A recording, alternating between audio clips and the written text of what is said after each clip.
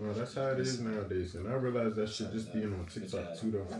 That like the whole I want to say last year's Fashion Week, and it was so many people saying, "Oh, how to access the list Right. of like Shows. not shows." Right now, I'm The list of people. No, I'm not saying that. Like PR? Yes, there we go. It's the PR agents and shit like that and reps to get into the show. Right. And then you see that video back to back to back to back. And it's like, bro, this is how niggas are doing shit. But now I feel like people you sell influence or you sell access. So to me, if you in the shows, tell me how you got in the shows. Yeah, like I knew somebody who used to finesse her way into the shows, and she was very clear about that. Mm-hmm. So you knew that she ain't had no ticket, but she got fly and she got her way into whatever she was doing. In the show, didn't he have Y'all posting these lists. First of all, everybody has the PR people's email address and their information because they're PR people. That's what they do. But if you're emailing PR people anywhere near Fashion Week, you're not getting into the show. You're supposed to start emailing them for next season, this season. That's a better option. Sending your name, your follower count, what you portfolio, whatever, why you want to get into the show. You're not going to be front row because you're not a celebrity. And if you are sitting front row, chances are that show's not an A-list show. But it seems like it's rare that even celebrities are at the shows now. Like they're at select few shows. They're gonna go to the big names, but one, they don't have to go now because if I'm big enough, my stylist goes, or if I go, you put me like when Pharrell did his first show, Beyonce and all the people there, and then Beyonce awards to the Grammys. She's one of those people where she don't really need to go to your show, but whatever she want, you gonna give her. Same with Zendaya. Now she worked with Long Roach. They're probably gonna give her she probably gonna get custom or go see for yourself. Custom. Like, I don't know if she will wear off. She did. I tell a lie. She did wear Aliyah to a recent event for Doom, but I have no idea.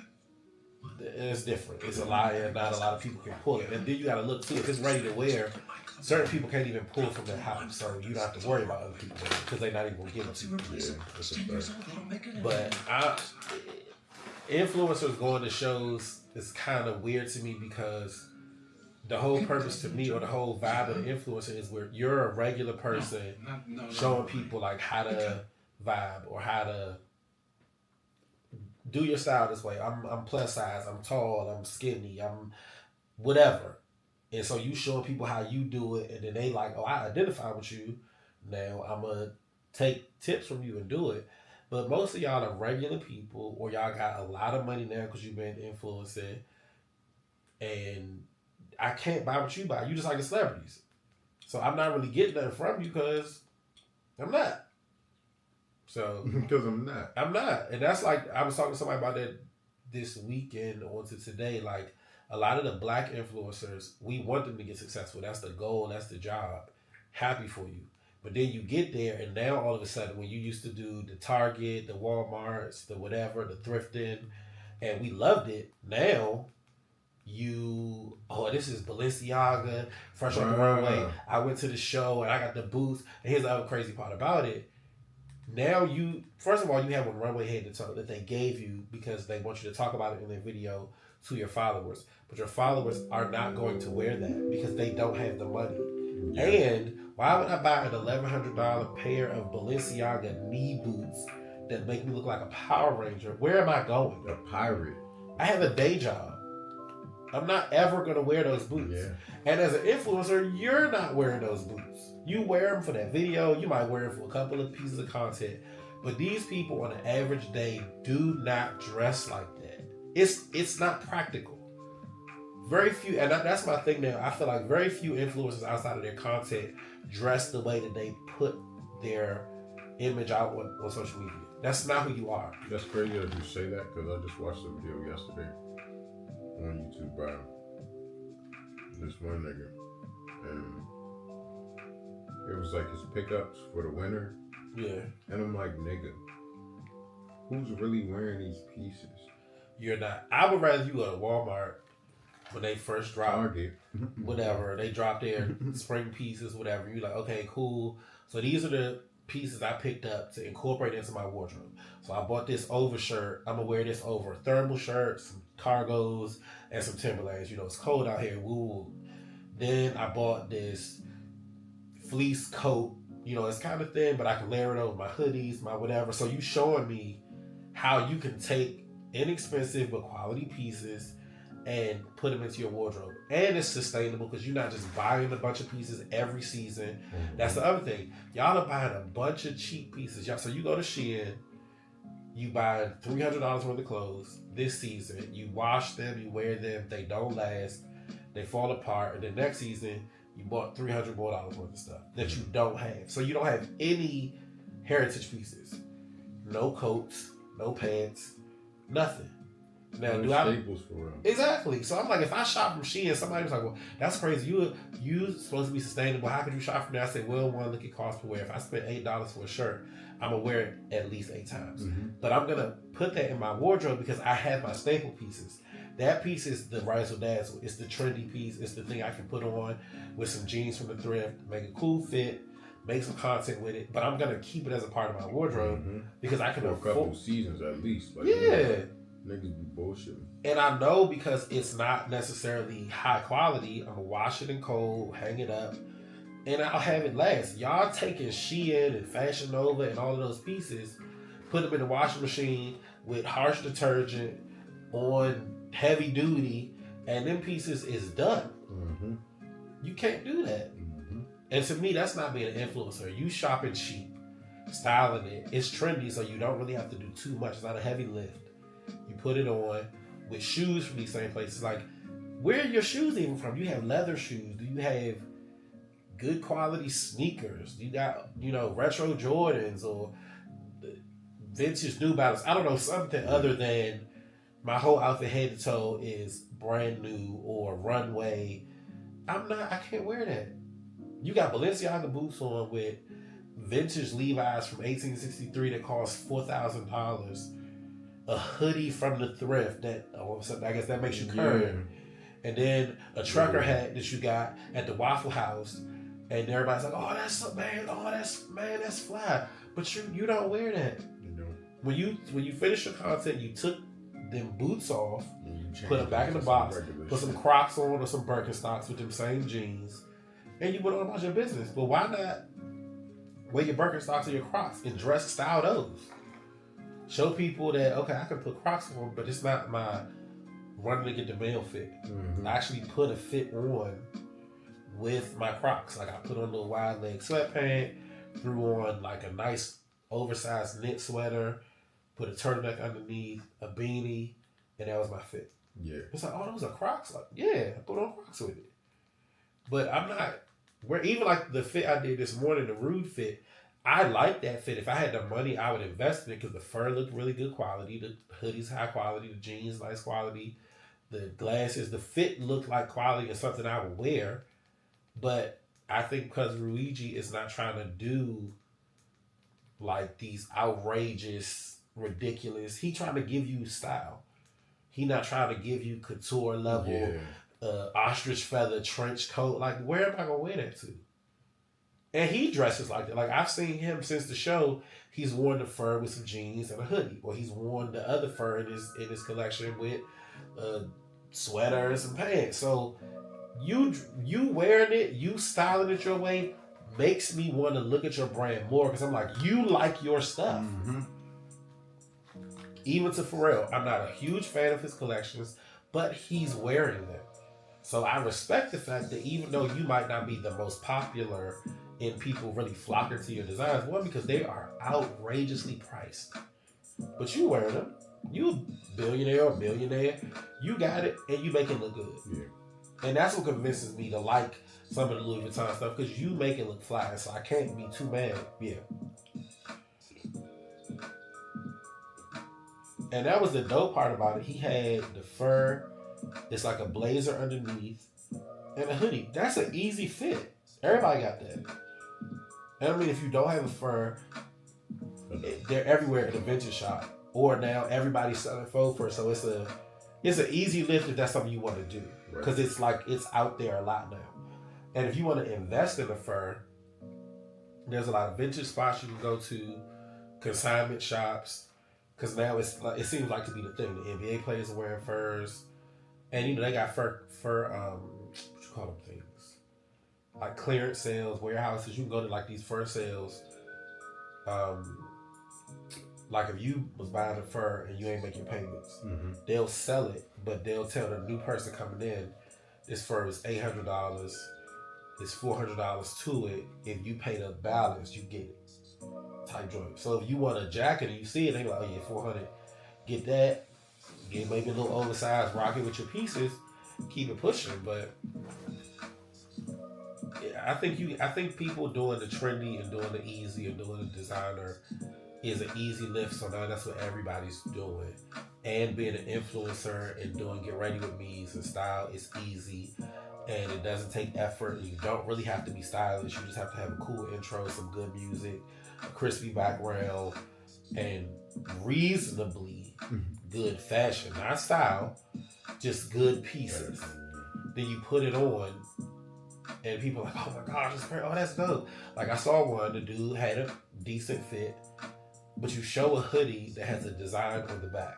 The highlight of this hoodie is the design on the back. Very ornate, very well done. You put it on, and then you put an overcoat on it. That's how they do.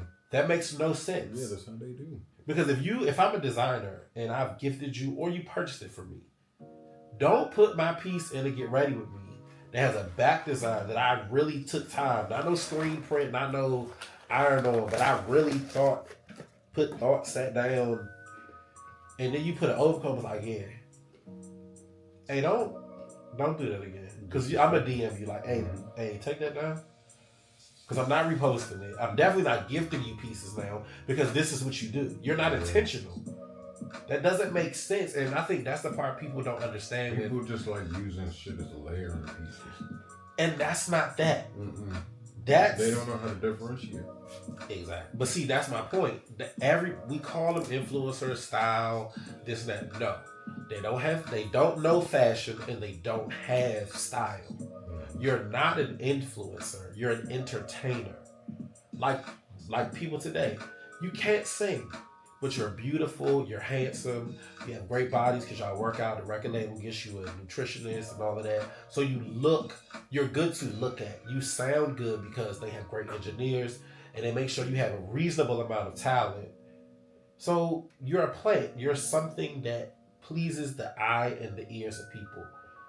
But see, I wouldn't even say they have the talent because they got writers nowadays too. So. But I mean, you have enough that you can take all of that salad, mix it up, and it's a meal. As opposed to a Patty Bell who's like 70-something years old, fly is all get out, been fly her whole career, and she can sing on the stage with a microphone and blow with a piano. Because she's gifted, she's artistic.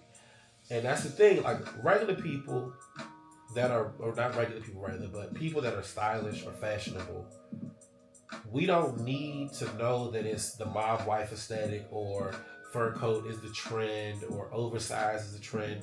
Because if we see oversized, we're going to take it and do it our own way. But we may decide not to because I don't think I want to do that. Oh, mob wife is aesthetic? Well, as a man, I'm not a mob wife. But what can I do with that type of aesthetic, that type of maximalism, over-the-top type vibe? Well, Frank Lucas wasn't a mob wife, but he definitely had over-the-top style. The NBA players of the 90s and the 80s and the 70s, style. I can pull that vibe into that. The Motown stars, the black celebrities and black people in the 70s, maximalism. I can pull that, but that's because I know history and I research my art. Mm-hmm. The average person is going to do, like, I saw the mob wife aesthetic go crazy. Now I see all these girls with oversized furs, the big sunglasses, a Chanel bag or a Gucci bag or something that's recognizable, and the little vibe. But what are y'all going to wear next winter? Y'all not wearing that fur. Because if next winter is, we're going to take vintage jean jackets and sew two of them together and make a trench coat, that's what they're gonna go do. and it don't make sense to me. Like, what does your closet look like? I've worn a lot of the stuff in my closet for years. The same stuff. All the stuff I had on in my most recent reel, I've had. That coat I've had for years. The hoodie is also old. The hoodie's older than the coat. The trucker hat's fairly new, but I collect trucker hats. Yeah. Glasses are old.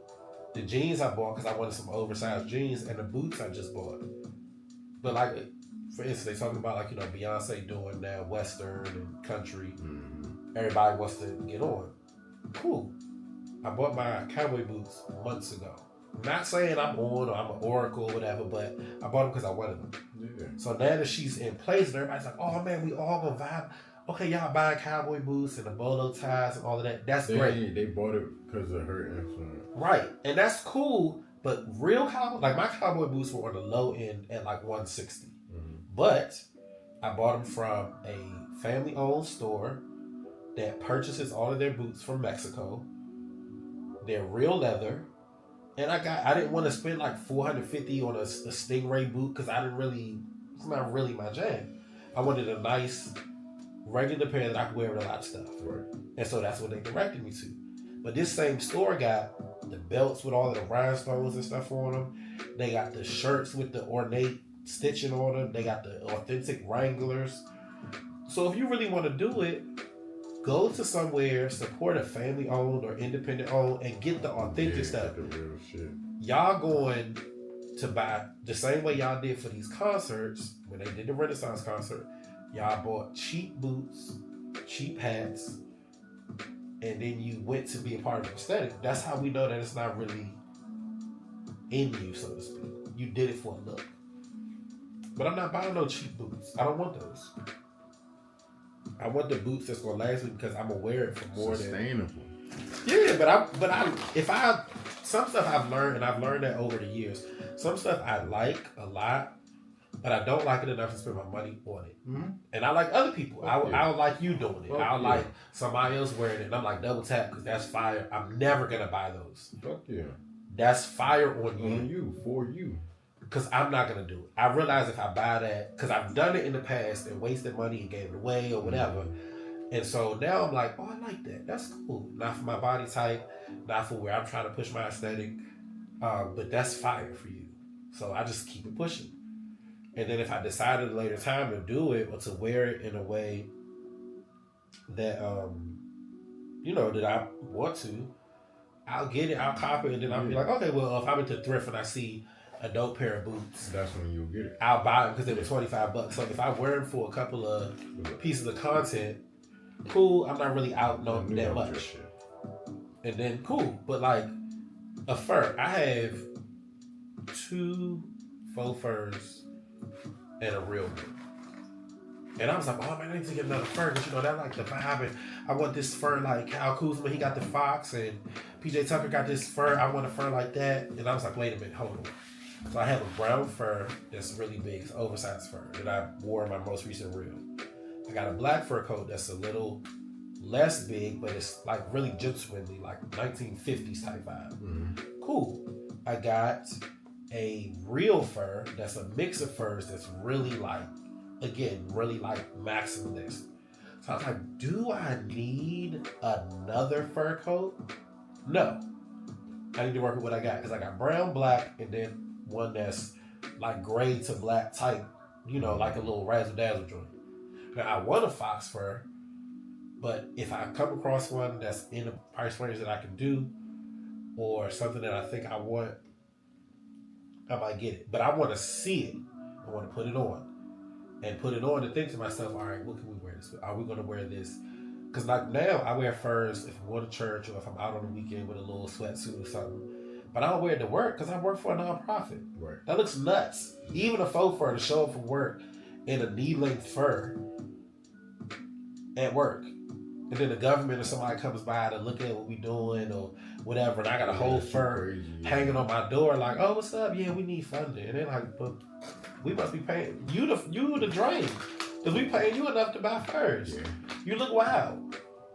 But that's their assumption. That's not what it is. True, but sometimes you have to, again, you got to learn your space, learn how to move. So that if I was working in PR, if I was working in fashion, I most definitely would buy another fur quickly.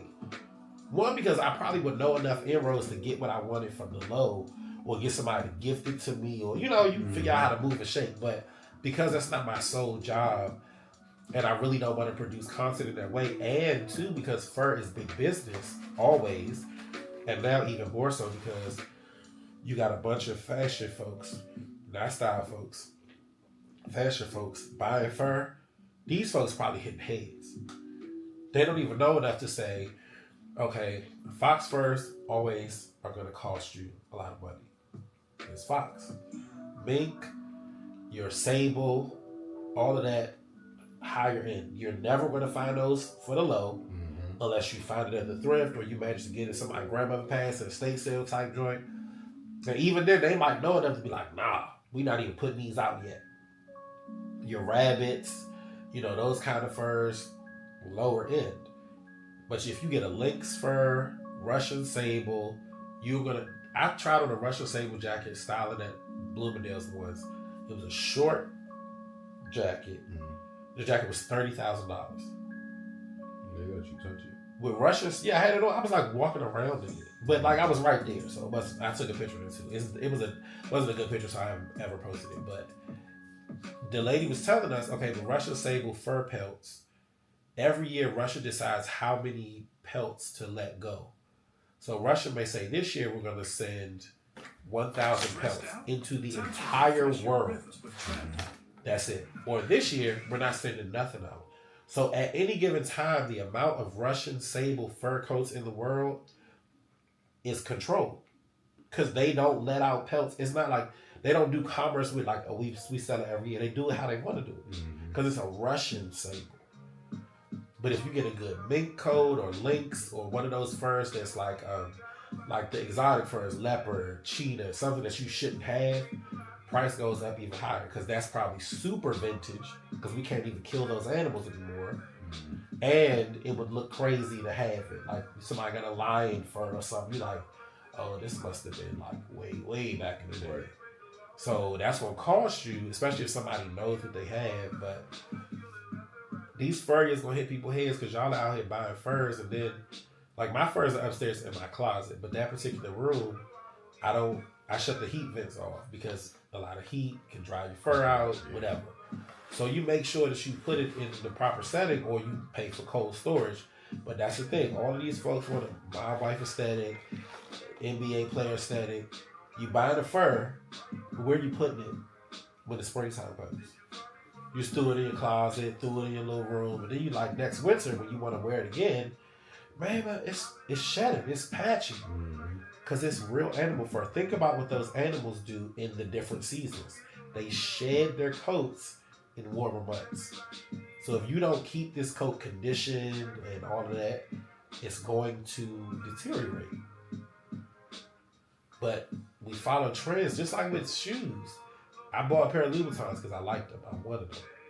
But a lot of people buy them because they see them in other people's stuff.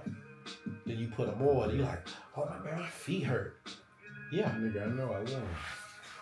They hurt. Because he makes his shoes for aesthetics. He's very clear about that. If you're looking for comfort, then that's probably not where you want to be. Because I'm a luxury brand. I don't have to make you comfortable. If you come here, you want to be here. And you want to look a certain way. So he all right. But it's wild times out here, man. I feel as though people just don't have the discernment, number one, and the skill to differentiate what's meant for what's categorized as what type shit, in the sense of, like you said, that shoe was for aesthetics. Yeah. Don't give a fuck about comfort. That nigga don't give a fuck if you wear that shoe for 10 hours or 10 minutes. You feel me? Yeah. So it's like, people don't know what's what. People don't know, like you said, the conditioning of a fucking fur coat. Yeah. But that's the part I think that bothers me the most about now, is that it's pervasive. It's a large part of this industry because we're so busy trying to look a certain way so that we can be the next up on the screen, reposted, wherever. Now everybody's like, oh, Fashion Citizen is dope. I'm comfortable with my little 3,000 followers or whoever I got because I've been consistent with them since 2008. Right. Like before all the shit. Like I blog spot days, and most people will never know about bloggers. Like they talk about, maybe we should bring bloggers back. No, y'all kill bloggers because when we were blogging and posting our stuff, oh y'all think y'all like everybody was talking so much smack. They shouldn't be at Fashion Week. Bloggers shouldn't be. Y'all think the bloggers? It was so much smack talk. So bloggers became journalists. Right, and then we went to Instagram and TikTok and all of that, and so now you're video blogging. Now you're micro blogging on Instagram. So y'all are the same people. Y'all are just our sons. Like, let's just be clear. But see, what we did was we would post our blogs, get our little comments, be so hyped when you was at work or whatever, got your comments on your blog. But we were getting invited to events. I went to a Nicole Miller event because I was blogging about her collections from Fashion Week. I was at events and doing stuff and talking to fashion houses and getting their lookbooks to post because I'm like, hey, I really like the aesthetic of the brand. And I'm talking to PR companies. They didn't send me clothes, but they sent me the lookbook so I could cover it. And it's like now y'all are sitting, what did they say? We walk so y'all can run or whatever, how everything is. So y'all are sitting front row at shows and y'all are doing stuff now because people that went before y'all talking about we wash because I'm not out there doing to get ready with me in my drawers with my business showing. No, I don't have to do that because I have real skill. Now, if you choose to do it, that's your business. But now y'all doing it, and what they don't understand too is once you show your body to get where you're trying to go, that's now your aesthetic. So now you can't not do it. They want to see you go to the gym. They want to see you in your drawers. They want to see you get ready with me doing all this because that's what you've shown them that you are. So when you try to now, like we talked about, once you evolve into the designer and now you upscale and you working with brands and you're like, oh, I don't do that no more. Oh, well, we're not following you because that's what we followed you for. We followed you because you're beautiful, you got a great body, and you always get dressed in lacy broad panties. And then you don't do that because the brands that you work with was like, hey, we really like your aesthetic, but not that. That's cheap. But the people that's been following you that got you to where you are, your core audience is like, oh, you off that? Oh, cool. Don't worry about it. Because there's somebody else who's going to do it. Yeah, literally. So it's like build your brand slow. Build your brand in a way that's sustainable for you. If you don't want to post every day, post once a month. Post on your stories. Do something where you're engaging people. But establish your brand in a way that works for you. Trying to post every day and breaking your neck to buy clothes so you can do content. For what? And then you still don't get the engagement you want because it's not you. Oh, and that's the thing. I don't pressure myself anymore. I'm going to do what I want to do forever. Five ever. I'm doing it forever, however I want. If I don't feel like posting until June, I'm not going to do it. And I'm talking to the people, like, my DMs is full of conversations with my folks, whether people I met in person, people I met through social media. We talking about style, we talking about fashion, we talking about trends and sharing outfit tips. And like, oh, what you think about this fit? Oh, man, I'm about to go to an event. What you think about this? Oh, man, I'm going to put this with that. Oh, I got this vintage jump. Like, so I'm engaging. It's just not public because I don't feel the need to. Yeah. I don't have to post my furs to show y'all that I have the background to talk about PJ and Kyle Kuzma in their furs. I just know what I'm talking about. Mm-hmm. But now, for the newer groups, you gotta show your Cactus Plant Flea Market Nikes with your Louis Vuitton hoodie, and I gotta get a purse now, a little crossbody joint, and I gotta have a cool haircut or dye my hair blonde and put on some oversized glasses that's vintage Chanel, so people can be like, oh man, he got that on. You know, all niggas do is shop at 2nd Street. But then y'all be on each other posts, bro. You got that on. Yeah. What you have? Hold on. What do you have on? Because let's talk about this. If somebody came to you off the street and said, "What's your aesthetic?" Oh man, you know I got this Chanel. No. Pause. Didn't ask you who you're wearing. Didn't ask you what you have on. What is your aesthetic? So how would you describe aesthetic in terms of style? Like, go ahead. For me, if somebody said, Devin, what's your aesthetic? I would say, well, I have multiple. Because it depends on the day, depends on how I feel, depends on what I want to portray. Most times, like recently, since like the oversized is back, I love like that 90s. I always say the 90s actor aesthetic. Like your Kadeem Hardison, Dwayne Wayne, Malik Yoba in New York Undercover,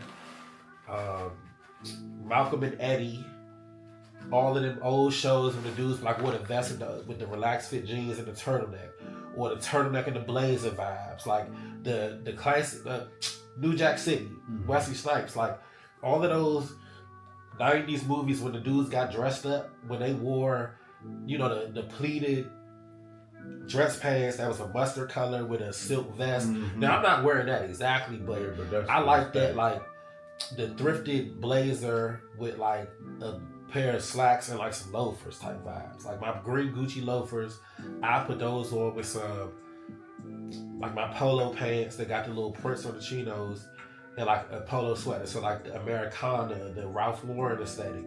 So you kind of talk about aesthetics because you know, and I feel like because we don't know, because they don't know, they don't research, they can only talk about their pieces. When that's the b-boy aesthetic. You look at like a 90s b-boy, like the oversized jeans, the dudes that used to dance on the cardboard boxes, like the break dancers. Or the skater aesthetic, the oversized jeans with the long Vaughn type sneakers. With the skate shoe. Yeah. Or like, are you doing like the luxury aesthetic? And luxury doesn't mean the designer of the pieces. Like a luxury aesthetic is very clean, it's very well put together. It's like bro with the face tat, the barber over in the UK. Oh yeah. The one he stopped from like a base layer dude. Yeah. Like it's clean. Yeah. So luxury just like his grandpa. That's what yes. That Peaky Blinders, British, Savile Row type where the suit's really crisp, like, you know, you got pinstripes on. The mafia shit. Yeah. You look clean, like the 50s, the 40s, the guys who wore suits for everything. This is my casual suit. This is my going to town suit. Put an overcoat with it. Might put a little pocket square or a little hat. Nice crispy shoe, laced up, cashmere socks, type vibe. Or like, am I doing the neo soul where I got a bunch of rings on, a fat like turquoise ring to go to my knuckle, with the Raphael Sadiq, all of them guys. Like I got on some pants that are like African print, real huge pants with like some the little slides with the toe ring, the little leather sides with the toe piece from the Indian market.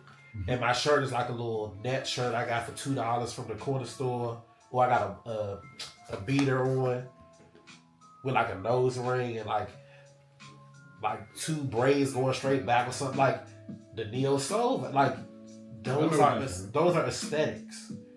The Afro punk, an aesthetic. Now yes, it's a festival, but it's an aesthetic. New York literally has multiple aesthetics, but if you say like I'm on like my New York vibe, I'm gonna wear like, you know, like some really dark denim, a little bit oversized with a Tim boot, a Yankees hat type. Like, okay, that's New York retro. Like, what is New York you know what I'm saying? Or I'm on my DC vibe. I'm gonna wear my jeans with a slight cuff, crispy New Balances, a hoodie with a shirt underneath. That's the aesthetic of what you're doing, but I think that people don't know aesthetics. They know pieces, and that's the sad part because you got purple denim on, you got the McQueen sneakers, you got a Celine hoodie, Gucci glasses, you got a Gucci hat on, diamond earrings, a bunch of chains. Yeah. And you're like, oh, you know, I'm on my rappers. No, you're not. That's hip hop. But do y'all know that, like, the history of hip hop, like back, like Run DMC, they had chains and Adidas suits. but that was hip hop. Yeah. But then you had Big Daddy Kane, who was fresh. Big Daddy Kane was wearing an overcoat with no shirt and the pleated pants and some loafers.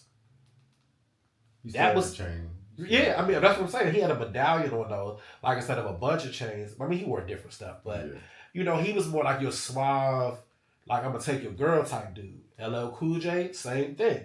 He had on like the athletic wear, but chains and a bucket. So it's like, know your aesthetics, know what y'all doing.